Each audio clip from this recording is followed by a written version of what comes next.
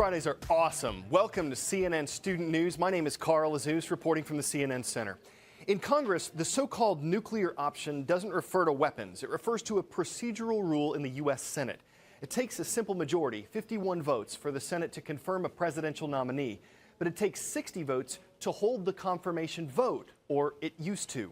Yesterday, the Senate passed the nuclear option. Now, the vote to vote only takes 51. The idea of requiring 60 votes was to ensure debate in the U.S. Senate, to make sure that the minority party in the Senate, right now Republicans, didn't get muscled out by the majority party, right now the Democrats. Some senators argued that the 60-vote requirement was stopping anything from getting done. The new 51-vote rule only applies to executive and judicial nominees, not to Supreme Court nominees. And remember, the majority party won't be in the majority forever. When that power shift happens, senators from that party will get to experience the other side of this nuclear option rule. Next up, a potential deal between the United States and Afghanistan. American forces were first sent to that country after the 9/11 terrorist attacks in 2001.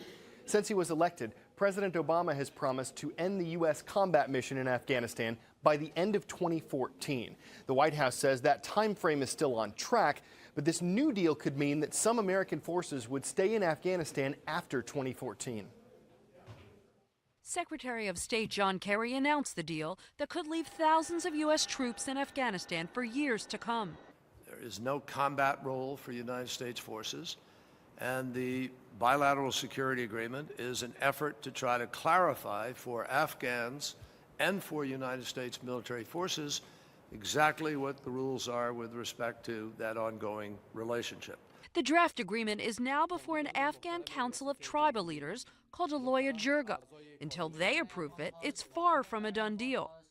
To get their buy-in, President Karzai wants a letter of assurances from the White House, including a pledge U.S. troops won't enter Afghan homes unless American soldiers' lives are at stake.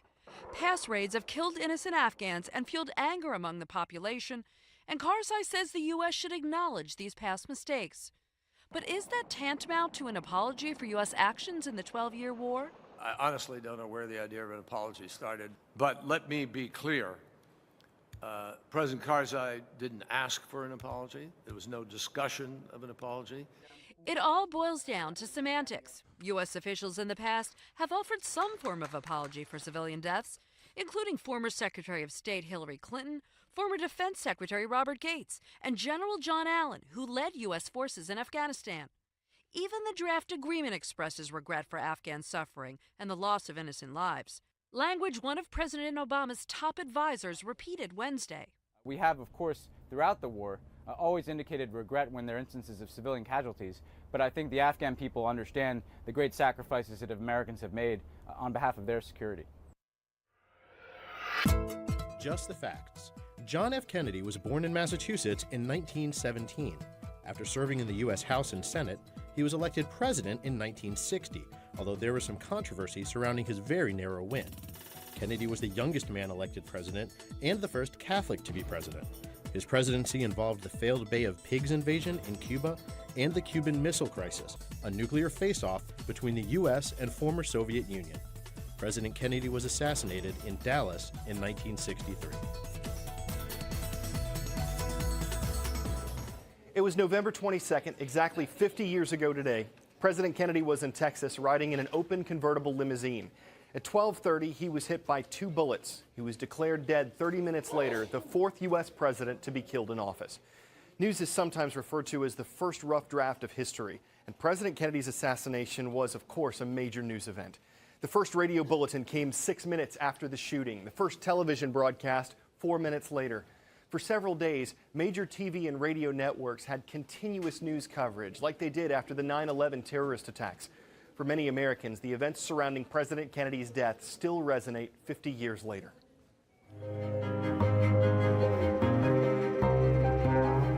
For my generation, it was, where were you when President Kennedy got killed?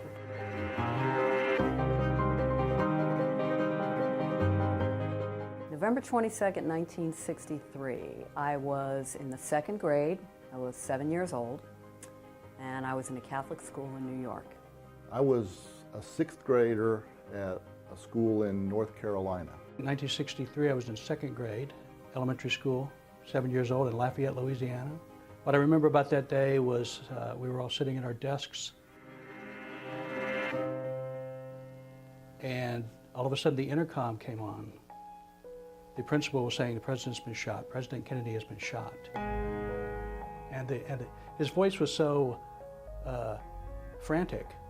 I don't remember the intercom ever even coming on until that day.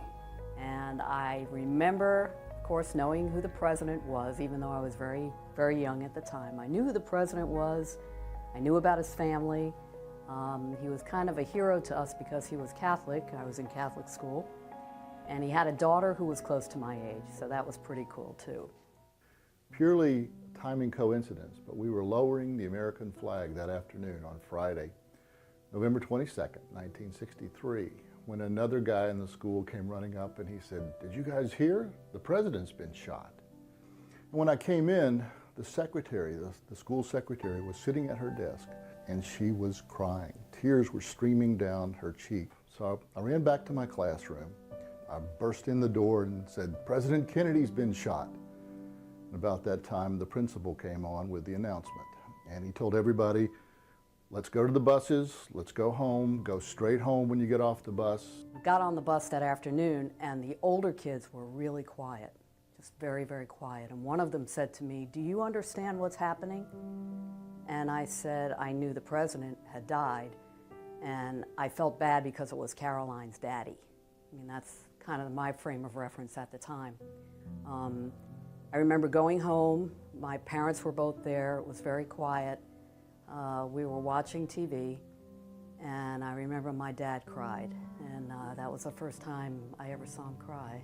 And I went home, and it was like a hush fell over our little part of the world.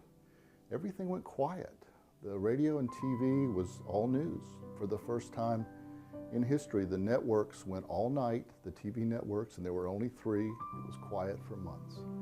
And really, I think the thing that got us out of that was a few months later, there was this musical group from England, a band called the Beatles.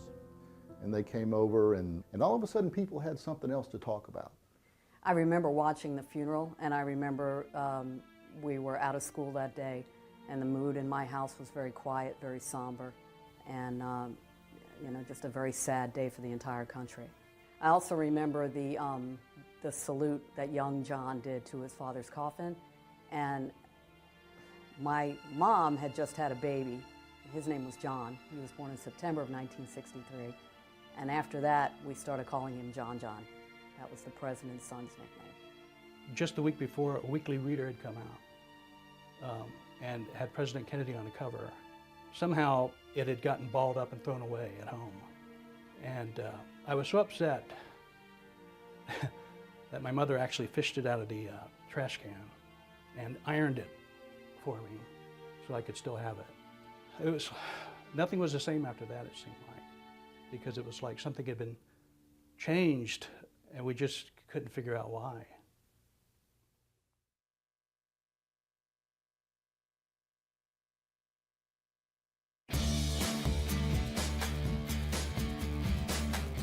The Southeast, Midwest, Northeast. We're going to hit them all in today's roll call. In Marietta, Georgia, there's some buzz for the Yellow Jackets from Sprayberry High School. Hello, everyone. From there, we head north to Minnesota to check in with the Bulldogs from Lester Prairie High School. And our last stop is Beverly High School in Massachusetts. The Panthers close out the roll call for this week.